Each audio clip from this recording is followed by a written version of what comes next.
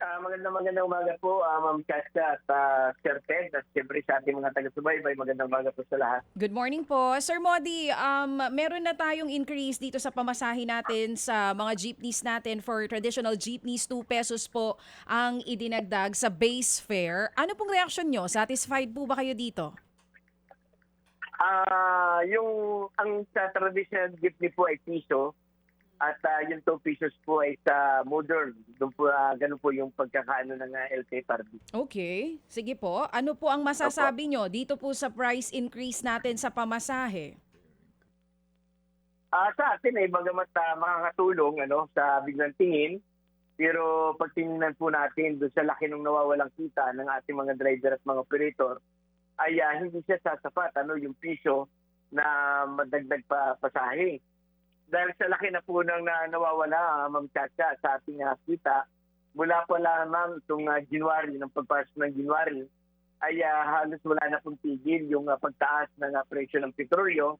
At sa ngayon ay may tansya ang Department of Energy mismo na baka umabot po ng 120 per liter yung ating diesel. Kapag umabot po ng 120 per liter ang diesel po natin, ay kung kami po ay nagpo-consume ng 30 liters per day, ay halos 3,600 pesos po kada araw yung kailangan namin para kami ay makabiyahe at makapagservisyo sa ating mamamayan. Kapag tingnan po natin sa loob po ng 25 days sa Manchacha, ay halos nasa 90,000 po yung aming makukonsume sa presyo ng petrolyo. Ano po ba sana ang inyong suhestyon kung hindi 1 peso for traditional jeepneys? Magkano po sana ang dagdag na, na pamasahe po na gusto nyo po sana sa mga jeep natin? So yung ating plano na ipapile ay magpapile sana tayo ng 5 pesos Hindi para ito doon sa gumanda ang buhay ng ating mga driver at mga operator, kundi para matugunan lamang yung mas malaking halagang nawala sa araw-araw ng kanilang pamamasada. At sa atin, ang pinakapanawagan talaga natin sa gobyerno ay tanggalin talaga yung isa-isak sa langis sapagkat masyadong malaki na, 6 pesos per liter yan at yung bat po natin sa ngayon ay nasa 10 pesos per liter. Mm-mm. Kaya may nakapatong po na 16 pesos per liter. Kaya pag tinanggal po ito, yung malalaking mga buwis na ito ay hindi lamang ang sektor ng transportasyon yung makikinabang, bagkus makikinabang din yung ating mga mamamayan sapagkat ang epekto nito yung pagbaba ng mga pangunahing serbisyo at mga bilihin at kahit paano ay makakasabay yung maliit na sahod at kita ng ating mga mamamayang Pilipino. Oo, 5 pesos po ang sinasabi ninyo na ihahain nyo po. Kailan nyo po ito planong ihain? Baka bago matapos po itong Marso ay ihahain po natin. At ano na po kayo dito? Kumbaga, ito talaga ang sa tingin ninyo nararapat at sapat para naman po sa ikabubuhay ng ating mga jeepney driver. Opo, Manchacha, at siyempre ang kibat din yan ay yung ating panawagan din sa gobyerno na talagang kagyat na itulak din at ipatupad yung 1,200 pesos yung usapin ng nakabubuhay na sahod Mm. ng ating mga manggagawa. Sapagkat sa ngayon, Ma'am Chacha, ay isipin nyo yung galunggong lamang ay nasa 300 pesos na bawat kilo. Mm-mm. At yung bangus halos nasa mahigit na rin na 300 pesos. Kaya sa mga ordinaryong unam lamang hindi naman talaga sasapat na yung sahod ng ating mga manggagawa. Kaya kalisabay po niyan ay marin po natin pinananawagan din sa pamahalaan na sana makita yung kahalagahan ng dagdag sahod ng ating mga manggagawa.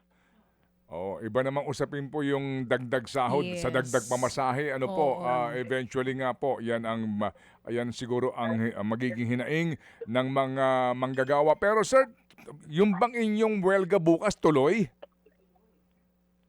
Sir Ted, tuloy na po yung ating welga Okay? at kasado na po yung iba't ibang rehiyon Oo.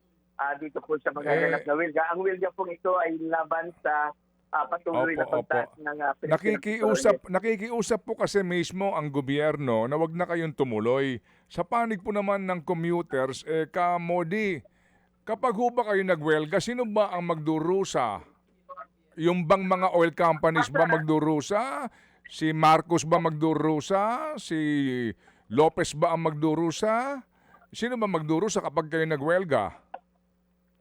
Sa atin, Sir Ted, ay inaano naman natin yung issue po ng dala natin itong pagkilos natin ay hindi lamang para sa kapakanan ng mga driver at mga operator, kundi ito po ay kapakanan para sa ating mga mamayan, sapagkat kapag na-roll back po natin yung presyo ng petrolyo hanggang 55 pesos, ay hindi lamang ang mga driver ang magaganasa nito, kundi mismo yung ating mga commuters.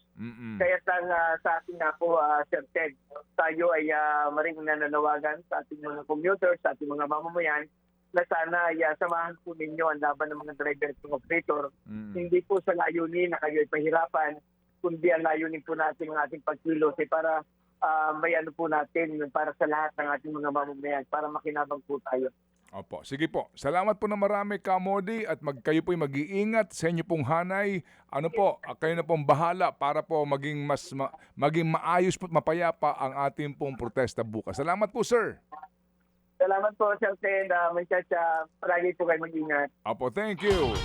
Mga kapatid, para sa iba pang mga balita at impormasyon, sundan niyo po kami sa X, Instagram, Facebook at syempre sa TikTok, True Network PH. Mag-subscribe din po kayo sa aming YouTube channel, True Network. May website din po tayo, truenetwork.ph, at pwede niyo rin po kaming mapanood sa Channel 19 ng aming True FM TV. Lagi pa rin makinig sa radyo dito po sa 105.9 True FM dahil dito, laging true sa'yo, kapatid. Dito tayo sa totoo.